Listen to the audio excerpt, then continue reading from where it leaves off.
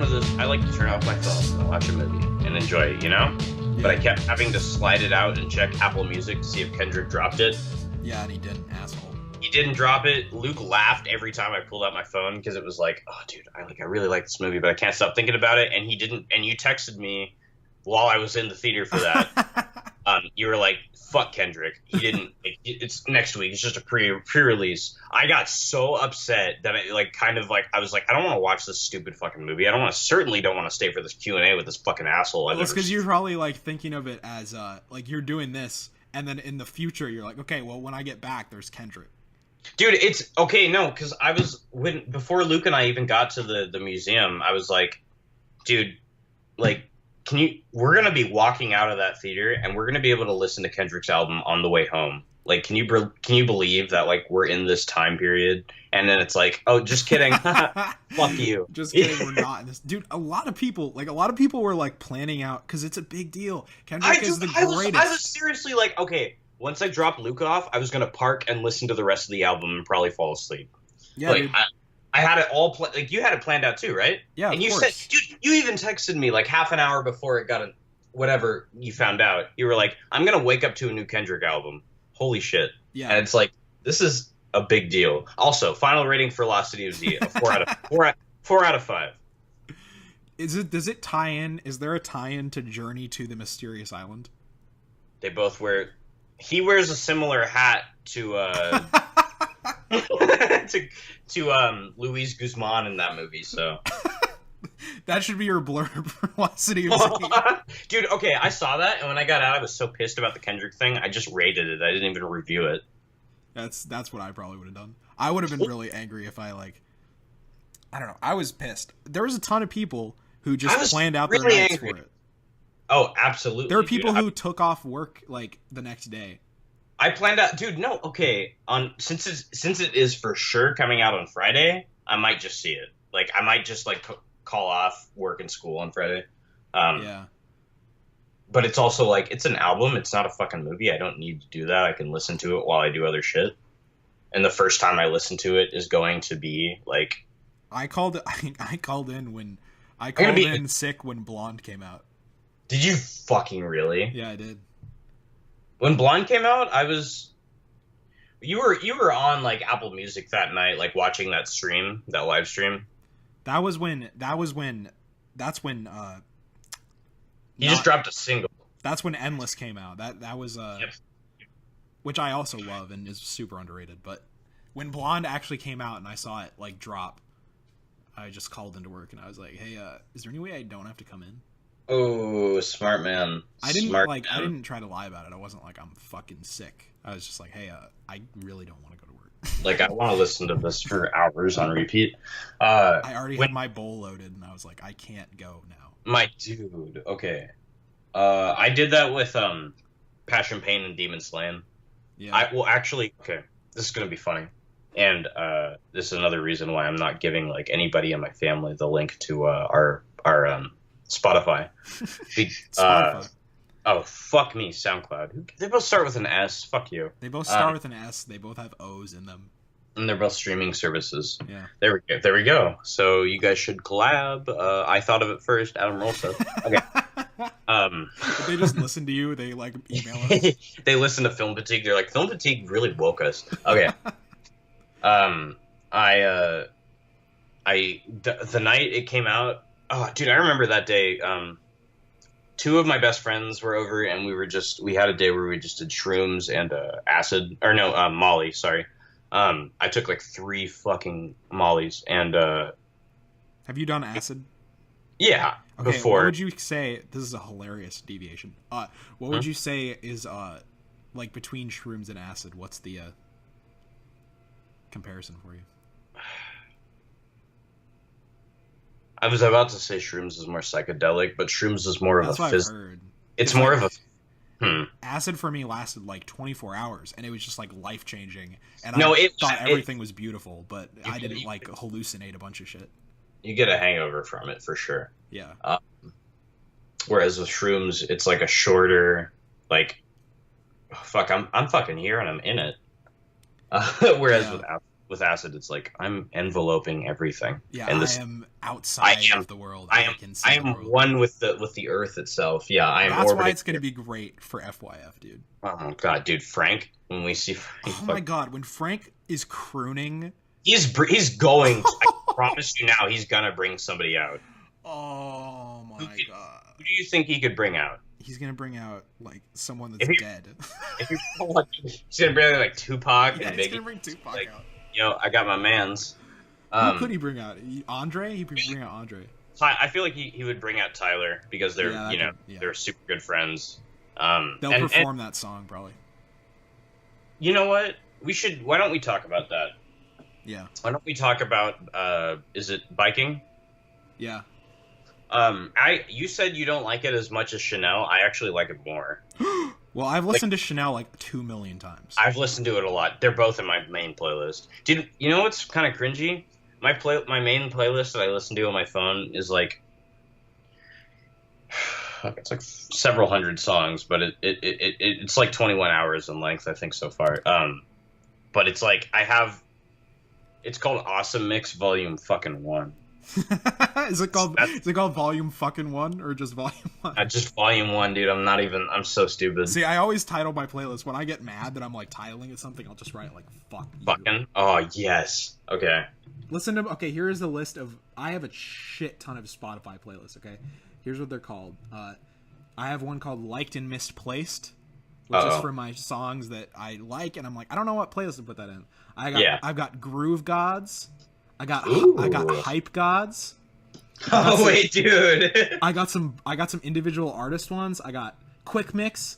I got one that was inspired by this girl who totally fucked me up called Fucking Astronauts because she came to my house wearing an astronaut costume and it wasn't Halloween. It wasn't Halloween or anything. I have one called Groove Master. I have one for like some like Sufjan and like just some brutal singer-songwriter stuff called Beautiful Agony. I have one called Season of the Spook, which is not racist. That's my song for, or that's my playlist. I wouldn't care if it. I wouldn't care if it. It's just all like fucking NWA. That's my playlist for like Halloween and spooky tunes, and not like fucking Ghostbusters or something. Like actually just songs with a spooky vibe. I got Rock Along. I've got Midnight Coast. I've got Zones. I've got what else do I got? I got The Evolution and The Evolution Part 2. I got Smile. I got Bang. Did you really put Part 2? They're basically The Evolution, what it is. It's my playlist for rap music, and the first one is like stuff from like, you know, the beginning of rap to like the 90s, and then Part 2 is like this current era. Yeah. I got Smile, I got Bang, I got Cold Love, I got LA Dreams, I got Burnt Road Haze, I got 420, which was like an annoying one that I made when I first started smoking. Yeah, okay, yeah. And then the last ones I have are How I Feel with the Wind, which is a reference to something I can't remember.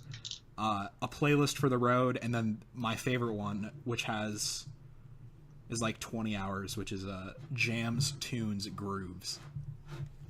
My dude. Okay, I'm gonna read you mine. Yeah, Jams, dude. I don't have anything that's as great as yours, but I do have Awesome Mix Volume 1. I have Batman Time. Shut the fuck up. Shut the fuck up. Wait, what does that mean? You have to explain that.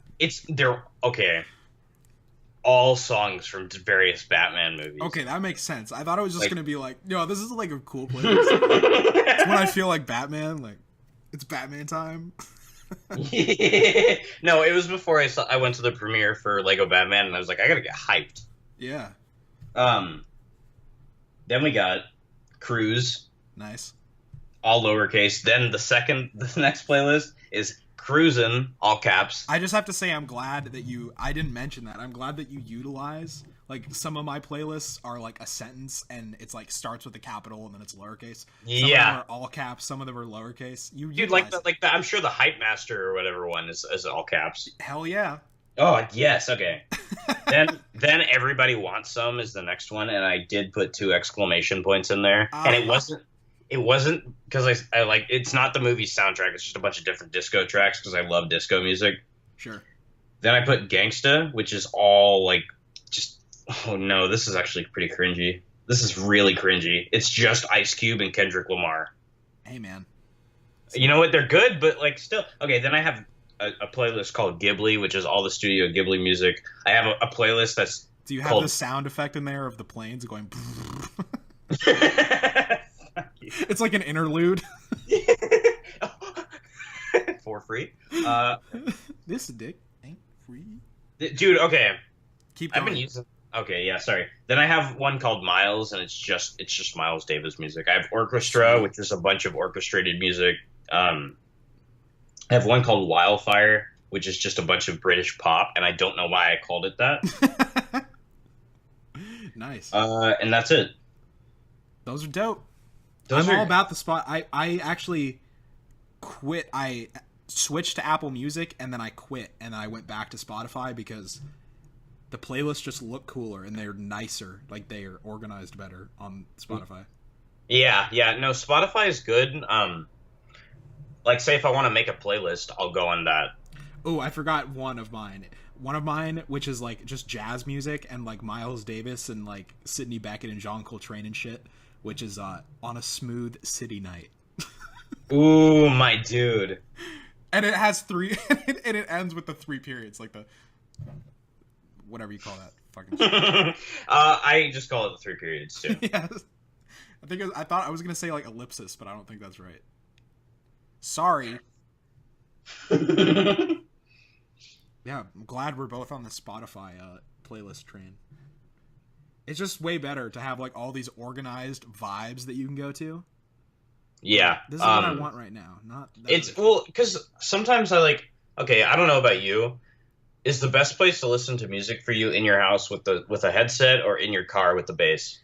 It's complete. It completely depends on, especially on the individual playlists. It totally depends. Yeah, for sure. But say like if an album drops, like when Kendrick's album drops, are you gonna listen to it with a headset or in your car? I'm gonna listen to it with a headset. Okay, same. But just like, because I want all the details right in my ears. Yeah, but like say like when you sent me the email link for the vinyl rip of AmeriKKKan Badass, I waited till I was in my car to listen to those because it sounds fucking sick with the bass. Yeah. And Joey Badass is not an artist I'm listening to for lyrical genius. Hey man, he's got some great lyrics. Dude, I'm not gonna deny that, but he's not on the same level as Kendrick where I have to pay attention to every single. Actually, let's talk about that for a second. We talked a little bit about like a couple of the cringy moments on AmeriKKAN Badass, which is an album that I love, but there's and it's not just the sample with the girl saying we have rights. It's the part there are a few times where you can tell that Joey's like trying to make like this grand statement, and he's not doing it like as eloquently as someone like Kendrick would do it, and you're kind of like, that's cool, but like this could have been done better, like especially knowing that Kendrick made an album that was basically this. Yeah. We'll get into Trainspotting eventually, but I feel like the whole world is just wondering like, how is this dude gonna top the best hip hop album of all time? Right. And not only that, but like, no, okay, here's the thing though. People said the same thing about Good Kid, Mad City. Yeah. People said the same exact thing, and then the dude drops Untitled Unmastered last like February or something, and it's better than half of the albums that like other hip hop artists released, like real albums, not just mixtapes that artists dropped throughout the year. And it's like, dude, it's kind of not fair. And it's also, I think it's really, this is a kind of once in a, not just a lifetime, but like once in a ever type thing where a dude starts from the streets. Like you've seen the like videos of Kendrick rapping at his high school with like his friends filming him on their phones and shit. Yeah, have you seen the video that like got Dre to look into him? Yep, dude. No, that's exactly what I'm talking about. It's insane, but it's like we see a dude who his inspirations are Dr. Dre and Ice Cube and Tupac and all of them. And he starts from nothing in a year like 2008, 2009. And then in 2017, flash forward, even 2015, his idols, like people like Dr. Dre and Ice Cube, are saying like, dude, like out of all the modern rappers, you are the one I listen to the most. Like you are the one that brings the sort of storytelling to rap. There are so many unfair things about it. Like it's unfair it's unfair to Kendrick that he has to potentially top his work because he's already given us these amazing albums. It's unfair to other rappers because it's like Kendrick has kind of his whole thing now that is considered his signature is that he's able to do all these crazy things with his flow and he's able to switch it up and all these interesting things. So now when any rapper does that, people are like, you're doing Kendrick. And it's like, you're really. Copying Kendrick. Yep. It's like, not really. Like they just are also experimenting. So it's unfair also to like, everyone. Okay, it's unfair, but it's also like, okay, Kendrick did it in a way that's so like revolutionary and iconic. And just it is iconic, dude. Like I listen, okay, and it's I was talking to one of my friends about this. It's the kind of he's the kind of musician where it's like I am proud to tell people like, oh yeah, I pre-ordered that album and I downloaded it at 9:00 the night before it came out, and it's like I listened to that shit the second it dropped, and I'm proud to say like I was alive for this and I experienced this. Yeah, you agree 100%, right? Dude, when To Pimp a Butterfly came out, I'm not fucking around. I probably didn't listen to any other music for close to a month. Dude, when I listen to a single track from To Pimp a Butterfly, especially King Kunta or You is my favorite. But if I listen to one of those songs, it takes me right back to summer 2015, like right when I graduated high school, because it's like that was the only thing me and my friends listened to that summer. Yeah. I think you know what I mean. No, like, it's literally the same with. Well, I don't know how you feel about it. Like, I'm not a big Drake guy, but if you're reading this, it's too late. No. Okay, you know what's weird? That is the only Drake album that I have nostalgia with because Just Hold On, We're Going Home is like a really nostalgic song. That's from Nothing Was the Same. Yep. Oh wait, what album were you talking about? I'm talking about his mixtape that he dropped in 2015. Oh wait, that's the one with like running through the six with my woes and like 10 bands and all those catchy tunes. The album cover was like the hands praying, right? It's like a bunch of like, it's like the handwriting of the title on the. It was weird when he dropped. Oh, just kidding! I know what you're talking about. That's infamous. Yeah. Yeah. That summer, like literally the only things that were played when I was with people were like on trips and like when you're driving around, it was either To Pimp a Butterfly or that, and mostly To Pimp a Butterfly. And I introduced like 10 people to that. Like, I was so To Pimp a Butterfly, really? Yeah, like I was so freaked out. Like people that weren't really into music, I would just be like, no, just listen to this shit. Yeah. No, okay, listen, like within the past week, I've been legitimately trying to think, and like I've never done this with an artist. I've legitimately been trying to think of ways that I could like get my parents to listen to Pimp a Butterfly. Mm-hmm. I tried to do it, and I ended up getting in a fight with my dad and calling him a racist. Oh no. Okay. Okay. A genuine question: did your parents watch Straight Outta Compton? Yeah. I watched it with my dad, and I ended up calling him a racist after that too. He didn't like it? Yeah, he's the whole line about it glorifies. Oh my god. Yeah. Because people like him, no offense, people like him put people like that in situations like that. Yep. And they keep them stuck there. Sorry. Okay. No, it's real. I remember a couple, like a month or whenever Ant-Man came out, and there were posters for Straight Outta Compton in the lobby, and I was like serious. I was like, Dad, like, oh, have you seen anything for that? And he was like, oh yeah, I love those guys. And he was joking because he's white and in his 50s, and like, why he doesn't know about that. Mm-hmm. You agree with me that like up until the third act, that movie might be the best thing to come out in 2015. Yeah, dude. That screening, it wasn't a screening. I saw it like opening night. I saw it opening night too. That theater, dude, was like fucking electric. And, like, what was sad about that movie? One of the best theatrical experiences I've ever had. Oh yeah, dude. What was sad about that, and I've grown to like the last third a little more. I don't think it's great at all. I still think it's like a total letdown from how the movie begins. But like when they do fuck the police, yeah, like, dude. Flip. Oh my god, the way they built that up was, I don't care if it's like a Fruitvale Station thing where it's like, oh, he didn't really kill the dog. It's like, right. I don't care, because the way they built that up was so genius. Yeah. That it's like they earned it. They earned the applause. They earned the oh shits when he's like, yo, I wrote this new song, check this out. Dude, everything about that scene, like when he's having them raise their middle fingers, people, I swear to God, like people in the theater were People starting did to do it. it.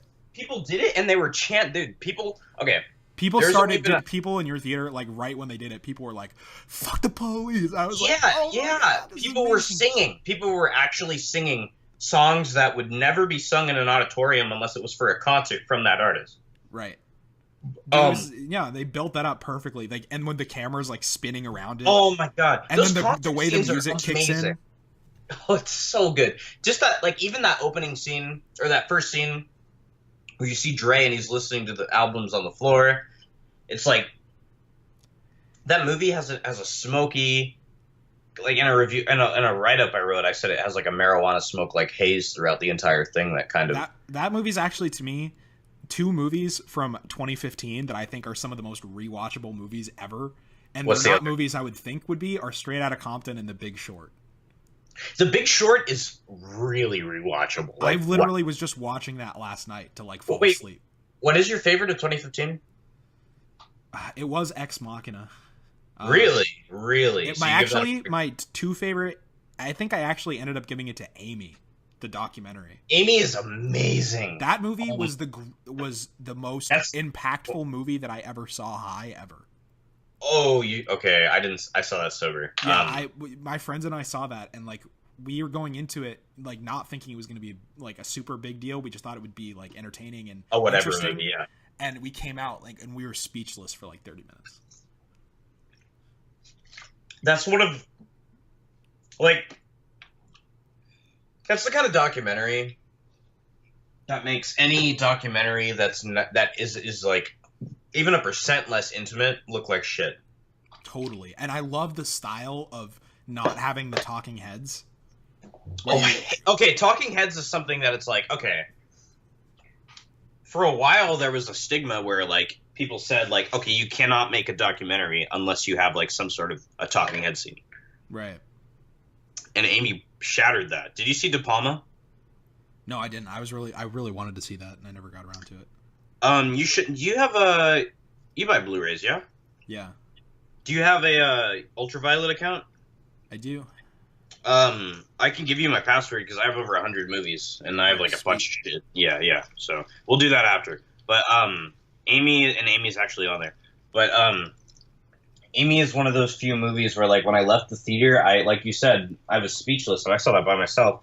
I was speechless, but I was also like really just like, and it's a feeling that I think you can agree with me. We don't get much where you feel glad, you're thankful that you saw it.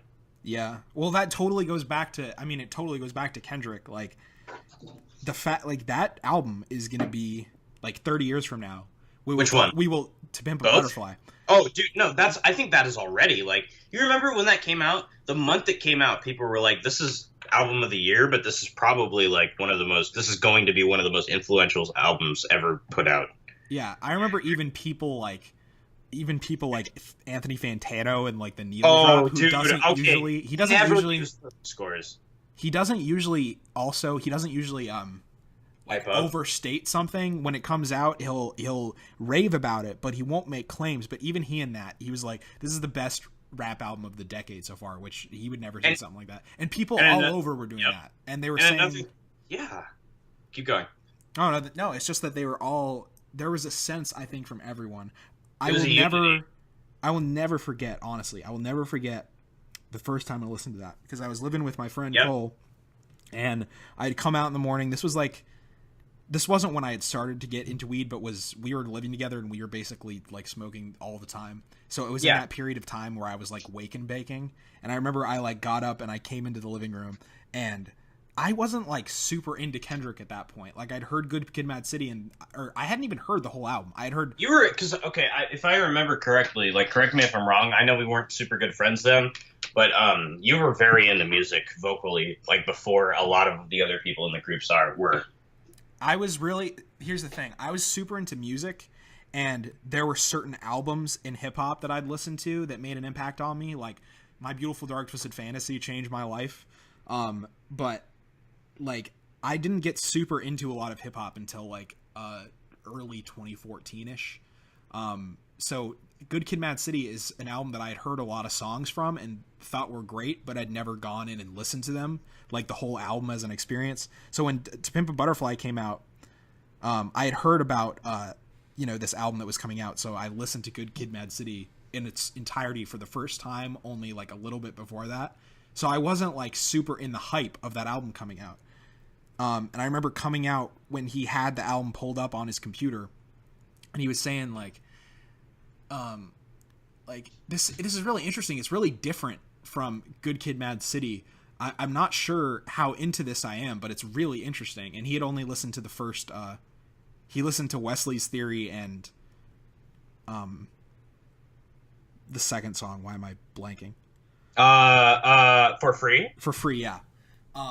And of course that song is really crazy, and he has an insane flow. But it's oh, dude, that song. When I first heard that, I had to rewind the first like 40 seconds because I was like, "Wait a minute."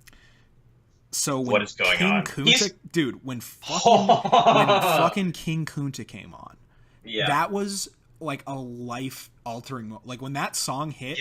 Yep.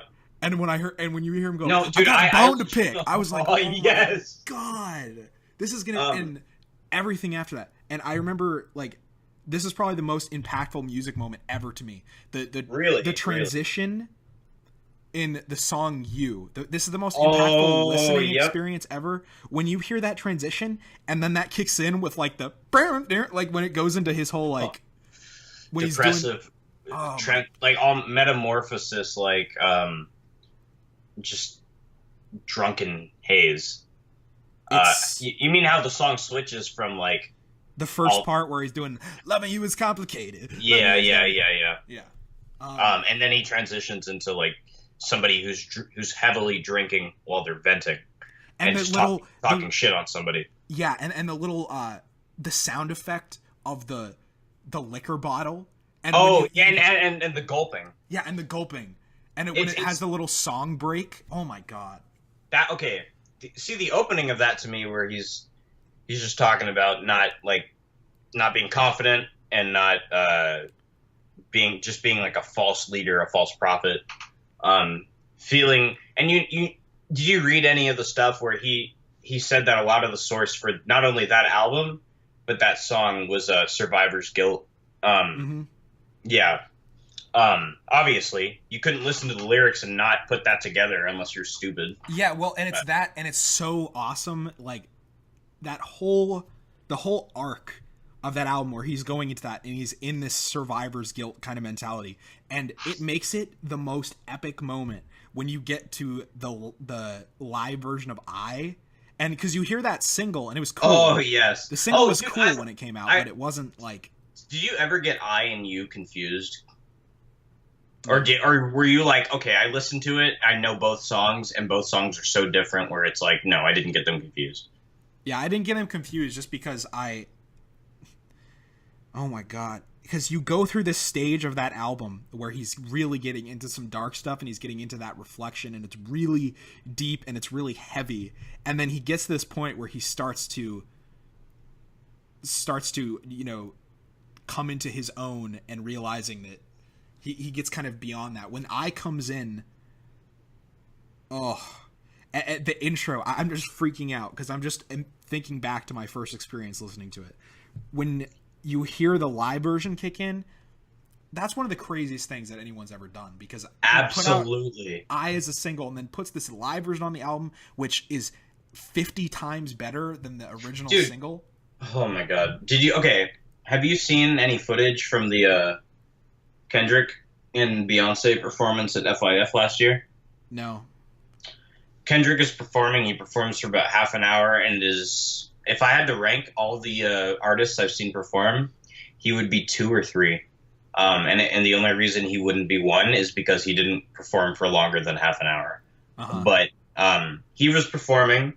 Then he looked down and the lighting dimmed and you hear this voice and you're like, oh shit, is that? And then Beyonce comes out and then they perform together and then Kendrick leaves and Beyonce's set starts.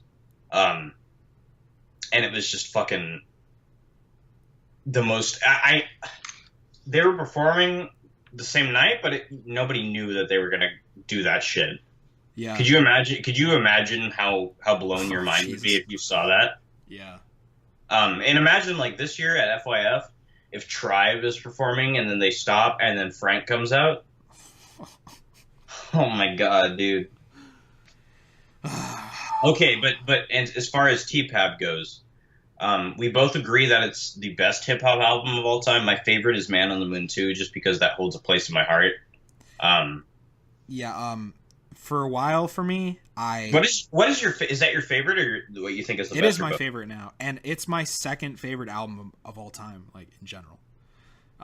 And I've gone back and forth with myself about it legitimately being my favorite album ever, because it's in my top 3. I think it is for sure in my top 3. My top 3 are that and Rubber Soul. And, dude, okay. Sgt. Pepper's is my favorite album of all time. I'm so happy that we were in agreement, because Rubber Soul is like one of the best Beatles albums. Yeah, my top 3 is Rubber Soul. Well, my top 5. Okay, hold on. Before you finish your top 3, what is your favorite Rubber Soul track? Ooh. It better not be Norwegian Wood. It better be something. Oh my god. I know. No, because the reason why that's like my favorite album, it's just like every fucking track. I couldn't pick one. I could not tell you. No, okay, that's my dad's favorite album of all time. Like, that is an album that has cemented itself in my, like, it's in my mind. And anytime something happens that reminds me even slightly of a song on that, that's the first thing I relate it to. Yeah. Because that's the like, okay, going off on another tangent, but I don't care because that's what the podcast is at this point. Yeah. My dad always loved the Beatles, and I grew up at least, with that in the background. And then it was in 5th grade that I pulled off the White Album from his CD. He has a huge CD collection, and I was like, all right, let me listen to this. And I listened to it in my room on my like shitty little like $50 boombox at the time, and once it got to Rocky Raccoon, you know that song, right? Yeah. Once it got to that song, I kind of like just froze up and I listened to it like fully, and I turned off the lights and I just listened to the rest of that album all night. And my dad has every Beatles album, so, and now I have like most of them on vinyl at this point. But I was listening to them in my room in 5th grade and like just in the complete dark at like 4 p.m. when it's still light out, with my blinds closed, and I was listening to it, and I was just like, this is incredible. I listened to Rubber Soul. Norwegian Wood is an amazing song. I think I would honestly have to say In My Life. Like, I feel like that song... That is my favorite of that album. I'm not kidding. Like, I feel like you could just make an easy argument that that's like the greatest song ever. What is your favorite song, period? Oh. I know this answer. I do not. Okay, mine is Here Comes the Sun. Interesting. That's just like as fucking iconic as you can get. I know that's iconic, and it's probably a cliched thing to say, but like my fucking emails has the Beatles in it, so that should tell you, like, yeah. Like, I do love them. And I had a best friend for like 4 years at one point who was like, why the Beatles aren't that fucking good? Like, get over it. And it's like, you're wrong, because that's like the mentality that like I feel like a lot of people go through when you're like an early teenager and you're starting to get turned on to like all these different alternative kinds of music, and then you're like, the Beatles. And then later you can go back, because that seems to me what happens to me. It's like you hear the Beatles and love them a lot when you're young, and then you go back a little later and it just makes all the more sense. Like it was only this past summer that I went back into the Beatles and listened to like every single album. Oh, really? This year? Okay, hold on. What month was it that we started like talking regularly? Because I remember you and it was always like I would message you or say something and you would say like a one word thing back. Cause like at least before we started doing this, or before we did the Logan podcast, it seemed like you were kind of like, all right, whatever, this kid's like annoying. And then we No, that's definitely not what I was thinking. Okay, whatever. And I was like, oh, he's super cool, but he's like also. See, I don't trust people until I start talking to them. Okay, when was the first time we talked? Can have been. I mean, honestly, dude, it's not been that fucking long. I mean, we had like message interactions a little bit. We talked a few times before Logan. We talked about the Joel thing. Fucking Joel. God, now you got me all tied up in my thinking about the favorite song thing. Yeah. Because I was just thinking about, because to me, my top 5 is Rubber Soul, To Pimp a Butterfly, Beach Boys, Pet Sounds. Oh, yes! And that's the only one, that's the other one where I'm like, God Only Knows, like, could be my favorite of all time. Like, it's close. There's like 10 songs. I know like a lot of the stuff we talk about is, we agree on a lot of stuff. We agree on a lot of stuff, and it seems like, oh, this is my favorite so-and-so song. Oh, this is my favorite so-and-so song. Oh, that's that's actually my favorite, like, my third favorite so-and-so song. We agree on a lot of stuff, but, like, God Only Knows is my favorite Beach Boys song. And I feel like that would kind of be a unanimous answer. And I know, like, it might piss you off to hear it, but, like, the reason it's my favorite is because every time I hear it, I think of that Boogie Nights scene. Nights. Yeah. Yep. Dude, Thank you. Absolutely. Boogie Nights was like my favorite movie of all time. Like, dude, okay, that's my number 3. Yes. It's okay. Now I'm getting pissed because that's literally my number 3. Wait, are you joking? No. Oh my god. That's insane that we have the same favorite PTA movie, and it's the same. It's our third favorite. It's in our favorite list of. Dude, Boogie Nights is a perfect movie, though. Like, I wish you were going to be here in June, because this place in LA called Cinespia, I don't know if you heard of it. Do you know what the Hollywood Forever Cemetery is? No, I've heard that. What is it's just like a big cemetery in Hollywood, obviously. It's actually where they filmed the necrophilia scene in Neon Demon. But they project movies on this big wall, and everybody has like recliner chairs and stuff, and they chill and they watch it. And they have full on like grilled food and stuff on sale, and beer and alcohol and stuff. And they always have a photo booth that's styled to whatever the movie that they're showing is. And they're showing Boogie Nights in May, and I fucking wish you were here for that. You just take a picture of your dick in the. Yeah, dude. I walk in and do that. Dude, when I saw Boogie Nights, that was like, that was one of the first like really adult movies I watched, and what a movie to introduce you to that. What year did you watch it in? Ah, damn. I want to say like 2010. Okay, I watched it in July 2012. Yeah, so that was one of the first like. That was when I started to be rebellious, and I was like, I don't give a fuck what you say to my parents, and just started watching a bunch of movies that they told me I shouldn't. Hell yeah, dude. And that was one of the first ones, and I was like, oh my god, he just put his dick, and then it ended. This is going to sound really stupid, and it's because it is. In like, when you were in elementary school, did you guys ever have a book fair, like, once a week? Yeah. Yeah. Hell yeah. One year there was this book, it was Garfield talks about movies, and it was just like, say, it was like the Garfield reviews a bunch of classic movies. So it was like, you know, like whoever wrote for the fucking shitty Garfield comics at the time would write like a review from Garfield's perspective. Yeah. And it was like a full like 90-page book with a bunch of movies.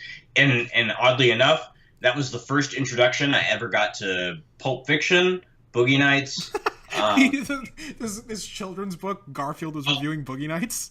He reviewed Boogie Nights, but it was like, okay, but when he would review the movies, it was like Boogie Nights was about like literal like Knights of the Round Table, like knights fucking like dancing under a disco ball. So it was like, oh, I know what this is. And Pulp Fiction, it was like it was Garfield like in John Travolta's outfit, but at the time I didn't know. It was just some shitty black wig and a tuxedo, and he was drinking orange juice, and I was like, oh, that's funny. And a bunch of like really like The Godfather and stuff, and adult movies. And one night, because my parents used to do we still have a treadmill in the garage, but they would run on the treadmill when I was in elementary school, like in the afternoon. And I went out one day, and my mom was like, she was on the treadmill, and she was searching channels on the TV, and Boogie Nights was on there, and I was like, oh, I love Boogie Nights, and I was like, I was in fifth grade, and she was like, wait, but that movie's like a really adult movie, and I was like, no, I love it though, like, and I started talking like I love like how the Knights like do the disco like the finger dance. You're like, I don't know, everything Garfield said about it totally sold me on it. So yeah, I was like, wow, this sounds amazing. I think I still have the book in my attic, and if I can ever find it, we will talk about it. But yes. We will do an entire podcast where we just read. You need to find that before I go out there, and we'll do an entire podcast where we just read the Garfield reviews. You know what? While we're talking right now, I'm going to go on eBay and see if it's here, because that was my introduction to Citizen Kane, Gone with the Wind, Pulp Fiction. That's amazing. Boogie, like a lot of stuff that's seriously like that was my introduction to it. That was the first I ever heard of it. And when I asked my mom what like that stuff was, she would always say like, "Oh, that's something that's not appropriate for you." Yeah, well, it's about knights and boogieing. Yeah. Yep. Okay. It's called Lights, Camera, Garfield. Or, no. Lights, Camera, Hairballs. Garfield at the movies. Okay. Oh yeah. Okay. Casablanca, Ben Fur, Saturday Night Feline, Garfather, The Garfather, Forrest Gulp, Raiders of the Lost Fridge, Gulp Fiction. Oh my god. This is it. Dude, we really got off on a tangent with this. I like it. This is a reliable thing, because what we're doing now is we're chopping out the reviews and we're gonna put them up as separate things. But I think it's way more real, and because we go in real directions when we just start talking about everything. Exactly. I just want to read out to you the rest of this list, because I started making a list on that site Topster of my top albums. I want to read these out to you and see if we have any like weird connections with it.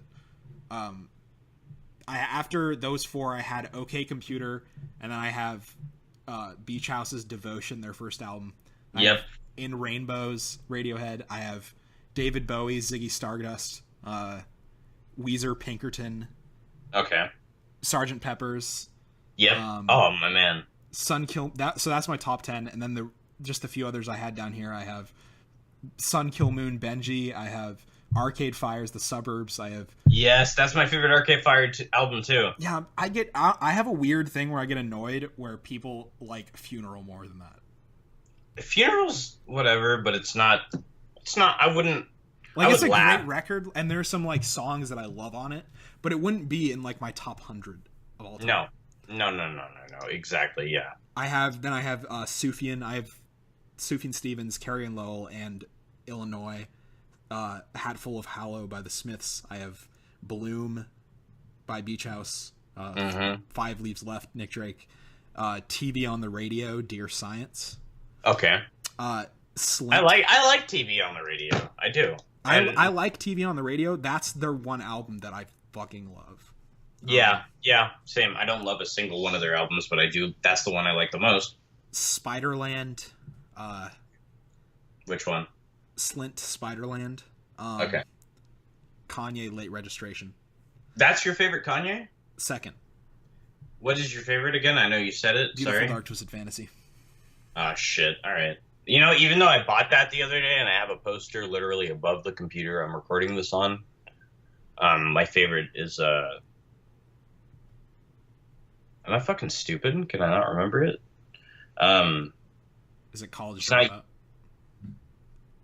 Oh, shit, it is. Yeah, it's not Graduation, it's College Dropout. Then my second favorite is Life of Pablo, which I know will piss you off. No, that doesn't piss me. Okay. That would be like in this list somewhere. So good. I fucking loved it. Oh my god, yes. That last year, it was Blonde and The Life of Pablo were like the 2 albums I was fucking with insanely. Oh my god, dude. Okay, those both, and for me at least, and I know you really liked it, but I don't know if you listened to it nearly as much as me. Passion, Pain, and Demon Slaying are like the albums I think of when I think of 2016 now. Yeah, I didn't listen to that enough. I know there were songs. It's just because, like, Kid Cudi's my favorite rapper, right?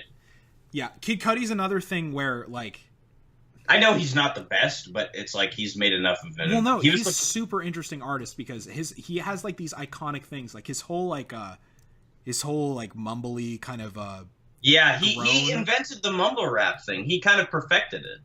And Okay, now I'm just looking at Life of Pablo. All these fucking songs are on one album to remind people who are listening. And if you don't think these songs are great, you're a fucking idiot. Ultra Light Beam, I Farther was Stretch listening to My that Hand. this morning. I've been listening to Coloring Book a lot within the past 2 days. That's a great spring album. Dude, I was pissed that I didn't like it when it first came out. I was like, this is not Holy shit. Are we the fucking same goddamn person? Oh, wait, but you love it now? Yeah, so when that album came out, I thought like a couple of the singles were really good, and some of it was just like... Wait, what is your favorite on there? Like, currently? Shit. I know it might be generic, but All Night is my favorite. Great one. Great One's amazing, yeah. I would say... Is it All For One, or what's the opening track? Music with All We Got? Yeah, dude, okay, the hook, when he, in the first 45 seconds... Yep, dude, yes! Dude, when he says, like... There's so many, like, adorable moments on that album. Like, you were just like, oh my god. Okay, do you agree with me that it makes perfect sense why he is the one black rapper who has made it into white America? Yeah, he's basically like he's like a Christian gospel rapper. Yep, he does it makes... Dude, did you watch when he performed for the Obamas during the White House Christmas special? It was so adorable. Dude, it was adorable, but it was also... I was laughing because it was like, dude, you don't... Like, he's performing one of his cleanest songs about Jesus, but it's like... the majority of the people watching have no fucking clue what, like, acid rap is like. Yeah. Well, acid rap, I don't know how you feel about that. I think that's a much better album. Okay, because I only listened to that once. What is your favorite track off of there? Because Cocoa Butter Kisses is one of those rap songs that I know every word to. Yeah, it's that one, obviously. Oh, my man, okay. That's kind of unfair. I also like Pusha Man. Pusha Man's great. I just want to say, on this Life of Pablo thing, here's all the songs that are on this album. Ultra Light Beam, Father Stretch My Hands Part 1, Famous is on here. Wait, Feedback. what is your favorite? Yeah, let's get to your favorite after you list all of them. Okay, Feedback, Highlights, Freestyle 4, Waves, FML, Real Friends, Wolves, fucking 30 Hours is on this, No More Parties in LA is on this, Fade grew on me a ton, and Saint Pablo. Yep. Which he retroactively put on that like 2 months later. Yeah, that was weird. Okay. Were you one of the people who bought like a 7-day like Tidal subscription when they first dropped it? I actually had Tidal for months. Fuck you. How did you have that? Why? You want to hear something fucked up? I do. I want to say when did this come out? This came out in March? February. Whenever Life of Pablo came out, that month until like October of last year, maybe a little later, I had all of the streaming services. I had Tidal and Spotify and Apple Music. I was paying for all of them. Holy fuck. Because that's how much music I listen to, and I didn't want to miss, because especially now it's kind of settled. Now mostly everything drops everywhere. 2016 was like really getting into it, where there were so many exclusives everywhere, and I didn't want to be left out. Dude, fucking Life of Pablo, like there's so many songs on this. That whole album I love, but there's so many individual tracks that I have specific just emotional connections to now that I've had really, like, I've fucking cried like listening to Waves. Okay, no, Waves is a great song, but I actually like Wolves more. Wolves is amazing. That the fucking... Have you seen the trailer for Unforgettable? Where they play Wolves? I might have seen it, but I forgot it. Dude, it's funny as hell. Like, as soon as they start playing, like, you're like, ooh. I use that in NIFA. In NIFA 2016, I use that song as the opening credits. It's such a good song. Is it Rihanna that features in that? Sia. She's the one who's like... Lost down. Yeah, okay, that's Sia. We both sang the same. Yeah, that's Sia. Okay. She was in too much shit last year. Yeah. Yeah, I fucking cried listening to, like, the first time I listened to Waves. The first time I listened to you, it's weird that I cried listening to Chris Brown. But the part in that song where he's like, waves don't die, like that first time he says that, I was like, oh my god, and I started to cry. Ultralight Beam, like when that started, I was like, holy shit, this is gonna be amazing. No More Parties in LA was like the most I've flipped out the first time I heard a song. Yep. I literally, like, looking at Life of Pablo, like Life of Pablo and My Beautiful Dark Twisted Fantasy and To Pimp a Butterfly are albums that I could probably, like, with a few mess ups, I could like rap through it with like through the entire album.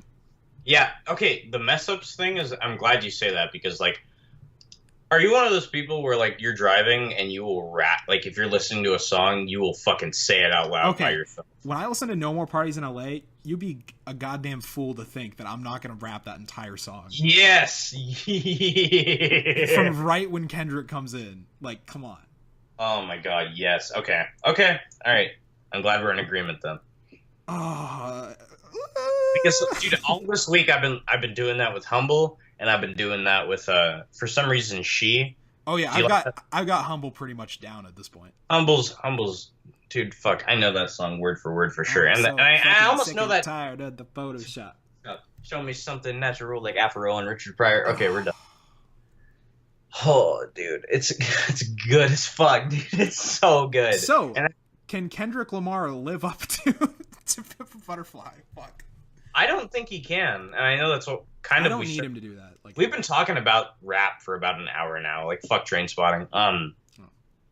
I don't know if he can top it, but I also know for a fact that he does not care. Here's the thing about Kendrick, like in scores, dude, it is impossible for him to release something that's below like an 8.5. I say a 9. I'd say a goddamn 9, because I think that Section 80 is fucking amazing too. Section 80 is... Okay. My ratings would be for the albums. I actually don't know what I would say about Section 80, because there are like a couple tracks on that I don't totally fuck with. But Good Kid, Mad City, I would say is like a 9.4. And I give that a 10. Okay. And sure. To Pimp a Butterfly is a 10, and then Untitled Unmastered would be somewhere in the 8.5 or a little above range. Yeah, I would give that like an 8.59. It's just like, how the fuck would he just release like a good album? Yeah, like that's he released it almost like he like sneezes. Dude, if he released an album that I gave like an 8.1, I would be like, this is shit. Because it's fucking Kendrick. Well, he is the kind of artist where, like, if he did, for some odd reason, and I don't want to, like, come back, I don't want to, like, be talking on our podcast a week from now, like, oh, he did fuck up. I was right, but I didn't know. I don't want him to release an album that's like, yo, I'm the greatest of all time, and it's like, yo, you're an 8. Yeah.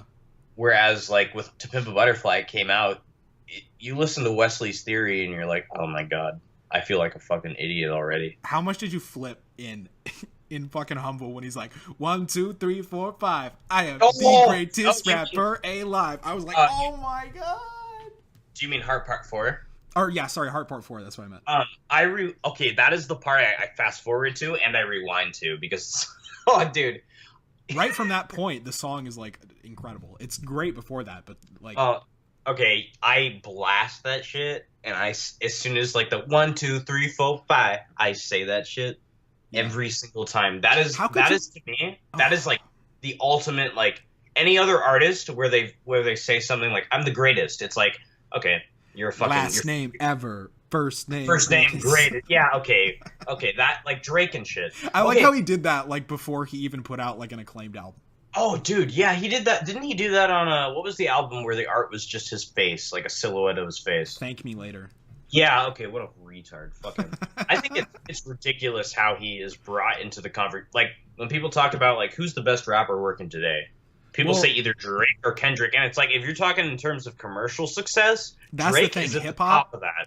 An annoying thing with, like, hip-hop culture and, like, how people respond to it is that people like bring in these extraneous elements that I don't think should be judged on the same level. Like, people bring Drake in to that conversation and on the merit of commercial success, and they'll do it being like, look at all the people he's reached. And it's like, sure, but it's not different from talking about movies and talking about the fucking Transformers movies and how much money No. they make.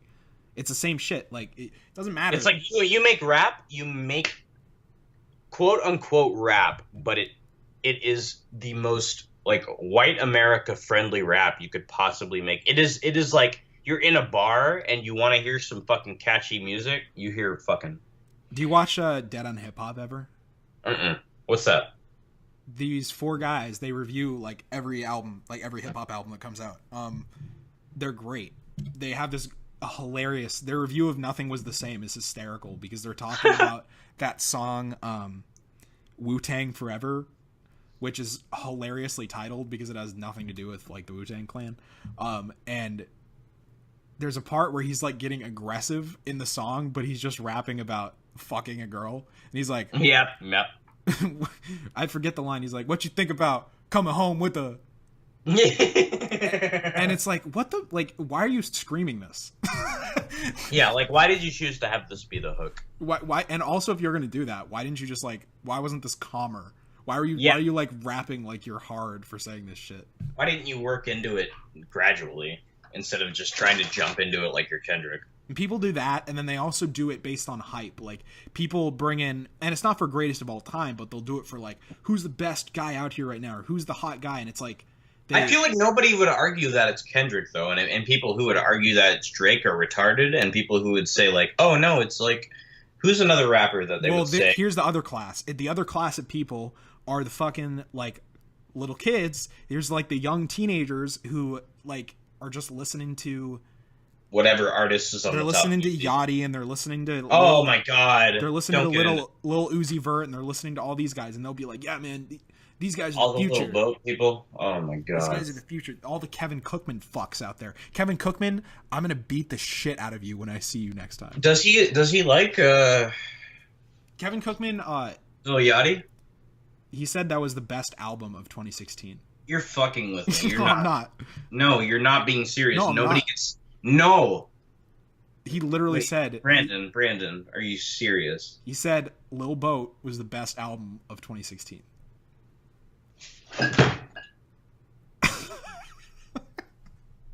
So we're obviously going to beat the shit out of him. We're going to see him at Frank, and Frank is going to be singing, like, Thinking About You, and we're just going to fucking, like, slit his goddamn throat and just beat the shit out of him while he's standing there vibing with, like, a fucking bucket hat and a Hawaiian shirt on and, like, some khaki shorts, and we're just going to be gutting him, and everybody's going to be like, yeah, Frank, good. That post he made about Kendrick Lamar... Like, wait, what did he? Whoa. He said, watch your back, ladies. All the white boy intellectuals are gonna freak out. There's a new Kendrick and a new Father John Misty. I'm like, wait, no, really? Kendrick? You're talking about Kendrick as a white boy? Kendrick is the like blackest guy ever in the best way. He's like a black rapper without even trying. I mean, that's the thing. Like, To Pimp a Butterfly. What's amazing about that record is like it is the blackest album ever, and it's universal. Like it's oh yeah, absolutely. You could get the whitest person in the world to listen to Pimp a Butterfly, and they would be like, that's probably one of the most beautiful things I've ever heard. Case in point, me. I am one of the whitest people that exist. Exactly. Yeah, but also like you're the kind of white person. They're the kind of white male, millennial male in 2017 that's like you listen to all kinds of music, and it's not like you. I think I could say, and I don't know for sure, but I could predominantly say that your favorite genre is probably hip hop, R&B, rap. Yeah, I mean that's definitely the shit that I am gravitating. Like when albums come out, and part of it is because, you know, if you go to like the '60s, that's rock. You know, that's the time. Mm-hmm. Now.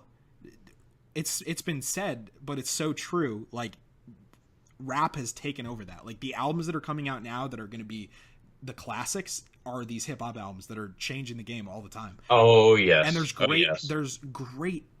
there's like several great hip hop albums that come out every year now. Like, yeah, and that's, I mean, it's dominating everything. It's the best music that's out there. It's not even oversaturation because it's like the few, like, okay, Kendrick is the kind of artist where you listen to Pimp a Butterfly or you listen to even Untitled Unmastered and you're like, and you just think like, okay, this is a genre that not only deserves to exist, but it deserves to thrive, and it makes sense why this is the most popular one. And then you listen to something like Schoolboy Q's latest EP, which is, in my opinion, pretty shitty. And you listen to it, and you're Wait, like, you're all talking right, about Blankface? yeah, Thank God! Oh my God, dude! What dude, the not fuck? Why there. do we There agree are on everything? Okay, there's one good single on that what is track. it? Tell me what it is. Um, God damn, it's the one. It's the most random. It's the most well known one. That part? Yep, there we go. My favorite is see, and he ruined it because I really liked Groovy Tony when it was just the song that he put out as a single, and then in the album he put like another 4 minutes onto it, which was pointless. The other song that I liked was Dope Man on that album. And everything else like was fine to me, but it left no impression on me. But Yeah. like Schoolboy Q, and I loved Oxymoron. Oxymoron was really good, but that was also a record. That was a full record and not just an EP. Dude, Blankface was an album. It's literally called Blankface LP. Fuck. I tried to defend you, Q. I tried. Yeah, it turns out you're just shit. Q. Mm-hmm. You suck. Sorry, dude. You're really bad, and I don't like Rockabye Baby. Rockabye, Rockabye, Rockabye Baby. Rockabye, fuck you. Okay, like, I know, like, that yesterday morning we were talking about it, and you were like, dude, the Schoolboy track is so sick, and you kept saying, like, oh, this is a funeral or something, right? That's what What I was said. what was the lyric you were saying? You were like, No. His first line when he comes on in that song, and he said, "I'm part of the reason we're still cripping out in Brooklyn." oh, so shitty. No. I like, dude, okay. Also, for those who don't know, we're talking about Joey Badass's new album, All American with 3 Ks and 2 Cs, Badass. 2 A's, 3 K's in America. I'm a fucking idiot. Yeah, when you sent that today, I like almost crashed my car. It's a good album, but I really love, was it Super Predator that I said I loved? Yeah, that was your pick. That is a very jazz, and it's not just like, I love jazz, but it's not just because I love jazz. I think that song is so like, oh, dude, it's like a wavy kind of feel. That's the Static Selecta one. Yeah, that's the one that will probably get radio play. I don't know. I like Joey Badass a lot, but in terms of Kendrick, like we were originally talking about, what do you think his album is going to be called? I hope it's not album. It's not gonna be. I know he's just. I feel. Dude, or I it's don't know. I have no idea. Here's what's crazy. So Kendrick is really unpredictable in the sense of like we get Humble, which is this incredible like banger, and it's. But the week before that, we got Heart Part 4, and these are hype tracks, but Heart Part 4 is not nearly as bumpable as Humble for sure. Well, because Humble is just. It's a straight song. Yeah, the entire time is there.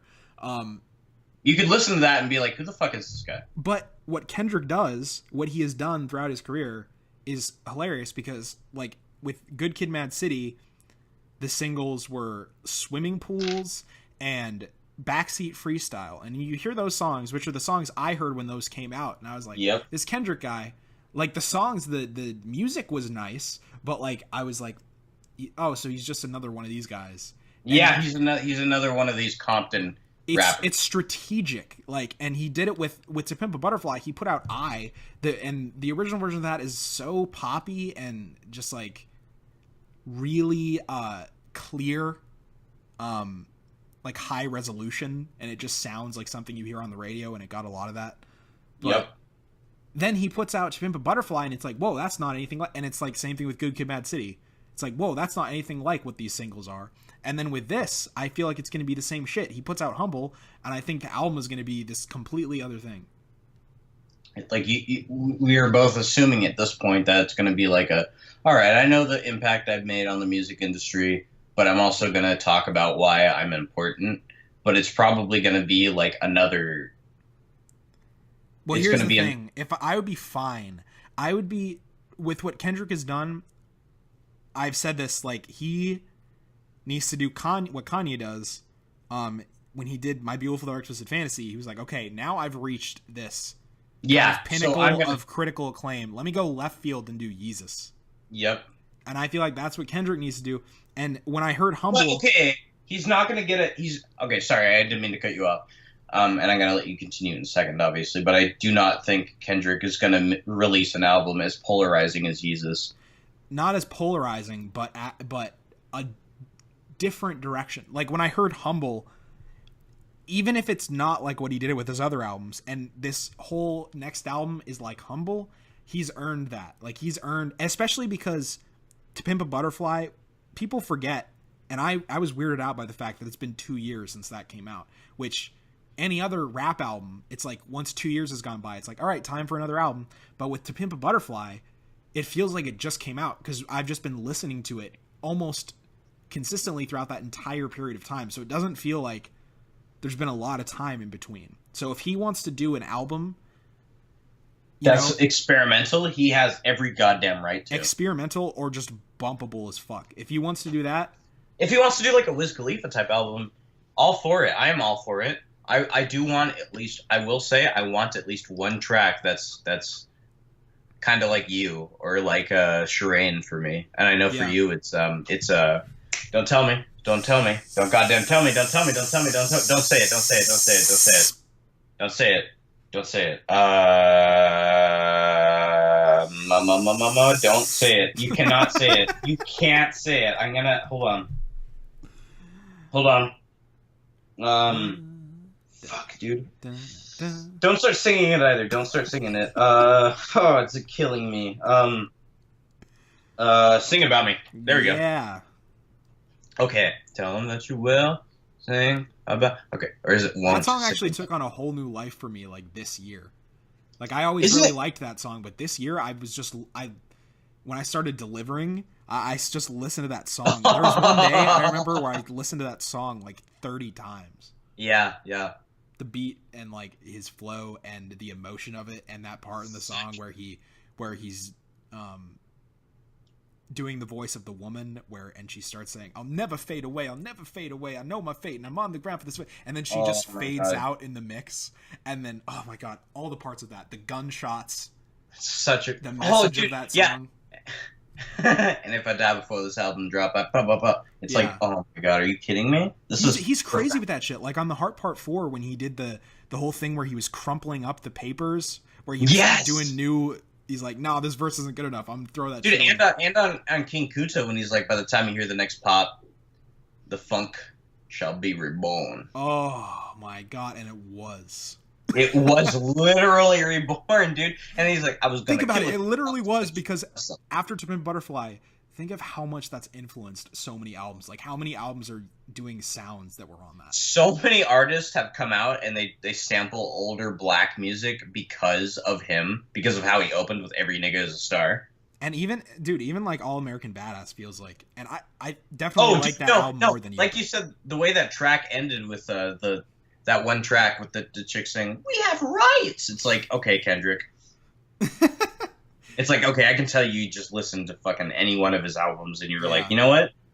I'm black and I have rights. My only problem with Joey Badass is that I've seen him in interviews and he's way too fucking cocky. Dude, okay, that's what he looks like. If I watch interviews of him, douchebag. Dude, you have to be a douchebag to pick that fucking name. Yeah. Badass with $2 signs for the S's. Are you kidding me? Well, and he even says in interviews that like when he first started rapping when he was really young, he grew up with, contrary to what a lot of people think, he was listening to all the like Lil Wayne and shit when that was happening. Oh my god! His dream was to be signed to, was it Cash Money? Young Money? What? Let me look it up. Lil Wayne's record company. Yeah, before all that shit went down. But yeah, I think he's a great rapper. It's just that he's definitely a really cocky dude, and occasionally I think that goes into his art. Like on this album, yeah, there were just a couple times where Cash Money records, yeah. There were a couple times where he just seemed a little out of his league. Fucking Birdman, Jesus Christ. Yeah, Put no, some he respect absolutely on seeks my out. name. Don't do this. Every record that dude produces is very egotistical, and it's like I made it to the top, and here I am. Yeah.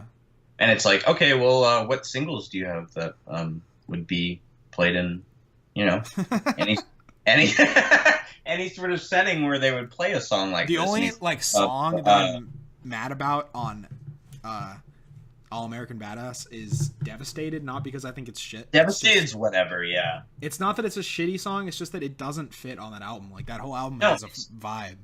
It's like you should be on something else, not this. That's the only song that has that, like, modern, those modern sounds and kind of that trap feel. Word, yeah, no, okay. It's the only one that's like, okay, this is club music. This isn't just club music, but it's black music. And it makes sense why, like, on Cash Money Records, the most successful artists are, like, Nicki Minaj and Drake and Lil Wayne and Tyga. Yeah. Not fucking... Oh, so here's a bar that Drake had that I just totally never realized. You know that game song with him called 100? Mm-hmm. Yeah, of course. There's a line in that where I never even realized it. He was taking a shot at Kendrick. He said... What's the line? He says, I would have all of your fans if I stayed on some conscious shit. That's some bullshit right there. It's like, Drake, are you saying that you could deliver conscious rap on the level of Kendrick? You're a fucking idiot. You've tried. You've tried.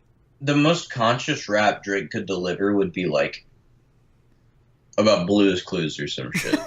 Well, Drake does conscious music, but it's where's totally that mother kind. It's like conscious music, like introspective, personal type stuff. It's not like it's very like, okay, I'm isolated, and this is a very like, okay, this is a first world problem type issue, and I don't like to be one of those people who's like, oh, that's an issue, but it's like, oh, this chick won't fuck me when any other chick will fuck me. Yeah. Poor guy. Most of his songs are about that. It's like about Kendrick fucking chicks. and with Kendrick, it's like, oh man, like this guy who was close to my little brother just got shot in the fucking face. It's like, oh, that really Except when sucked. he wants him to put the pussy on his taste buds. I love that lyric. Amazing. Especially... Ooh, I want to listen to that song again.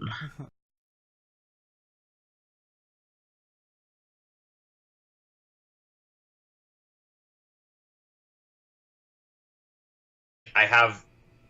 It's called Awesome Mix Volume fucking 1. Is it called Volume fucking 1 or just Volume 1? Just Volume 1, dude. I'm so stupid. See, I always title my playlist when I get mad that I'm like titling it something. I'll just write like fuck you. Fucking. Oh yes. Okay. Listen to here is the list of. I have a shit ton of Spotify playlists. Okay, here's what they're called. I have one called Liked and Misplaced, which is for my songs that I like, and I'm like, I don't know what playlist to put that in. I've got Groove Gods. I got Hype Gods.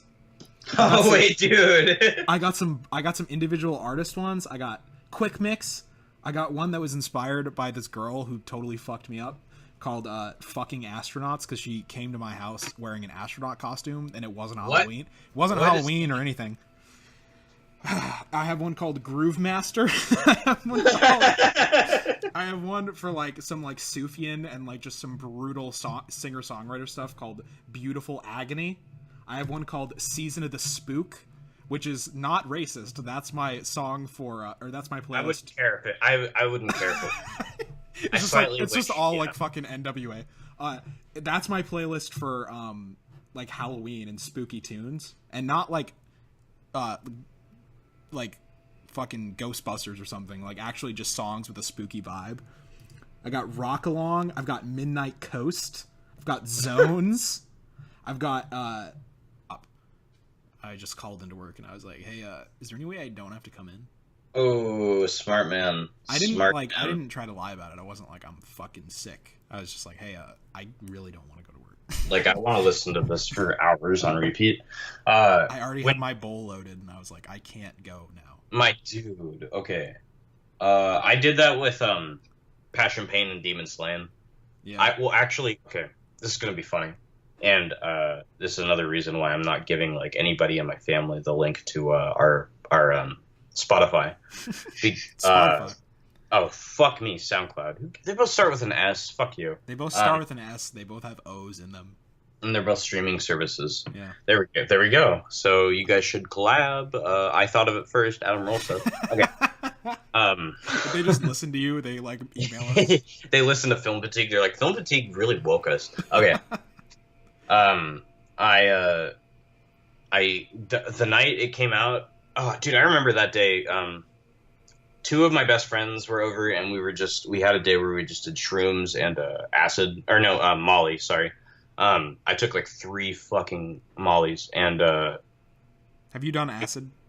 Yeah, okay, before. What would you say? This is a hilarious deviation. What would you say is like between shrooms and acid? What's the comparison for you?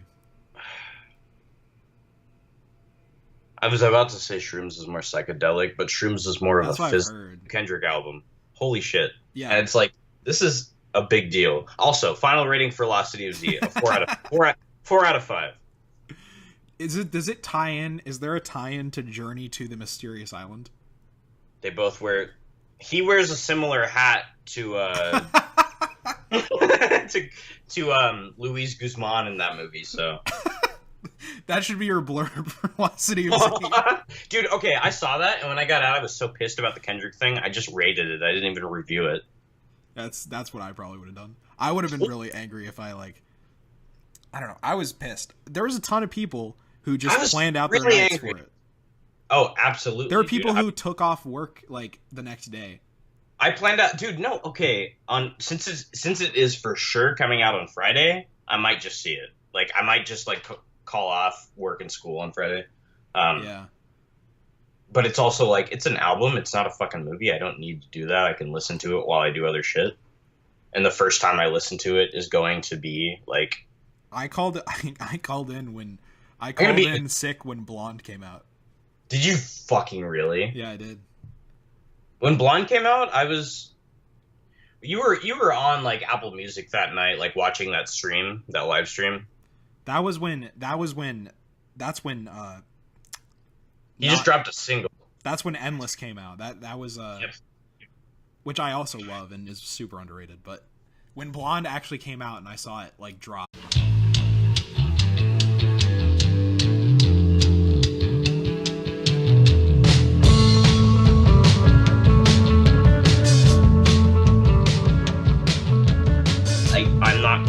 I'm not one of those. I like to turn off my phone and watch a movie and enjoy it, you know? Yeah. But I kept having to slide it out and check Apple Music to see if Kendrick dropped it. Yeah, and he didn't, asshole. He didn't drop it. Luke laughed every time I pulled out my phone because it was like, oh, dude, I really like this movie, but I can't stop thinking about it. And he didn't. And you texted me while I was in the theater for that. You were like, fuck Kendrick. He didn't. It's next week. It's just a pre-release. I got so upset that I was like, I don't want to watch this stupid fucking movie. Certainly don't want to stay for this Q&A with this fucking asshole. Well, it's because you're probably like thinking of it as like you're doing this, and then in the future you're like, okay, well when I get back, there's Kendrick. Dude, it's okay. No, because before Luke and I even got to the museum, I was like, dude, like. We're going to be walking out of that theater and we're going to be able to listen to Kendrick's album on the way home. Like, can you believe that, like, we're in this time period? And then it's like, oh, just kidding. Fuck you. Just kidding. We're not in this. Dude, a lot of people were, like, planning out because it's a big deal. Kendrick is the greatest. I was seriously like, okay, once I drop Luke off, I was going to park and listen to the rest of the album and probably fall asleep. Yeah, like, I had it all like you had it planned out too, right? Yeah, and you said, dude, you even texted me like half an hour before it got whatever you found out. You were like, I'm gonna wake up to a new. It's more of a. Acid for me lasted like 24 hours, and it was just like life changing. And I thought everything was beautiful, but I didn't like hallucinate a bunch of shit. You get a hangover from it for sure. Yeah. Whereas with shrooms, it's like a shorter, like, oh, fuck, I'm fucking here and I'm in it. Whereas with acid, it's like I'm enveloping everything. Yeah, and I am outside of the world. I am one with the earth itself. Yeah, I am. That's why it's going to be great for FYF, dude. Oh god, dude, Frank. When we see Frank, oh my god, when Frank is crooning, he's going. I promise you now, he's gonna bring somebody out. Oh my god, who do you think he could bring out? He's gonna bring out like someone that's dead.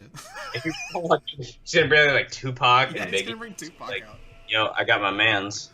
Who could he bring out? Andre? He could bring out Andre. I feel like he would bring out Tyler because they're they're super good friends.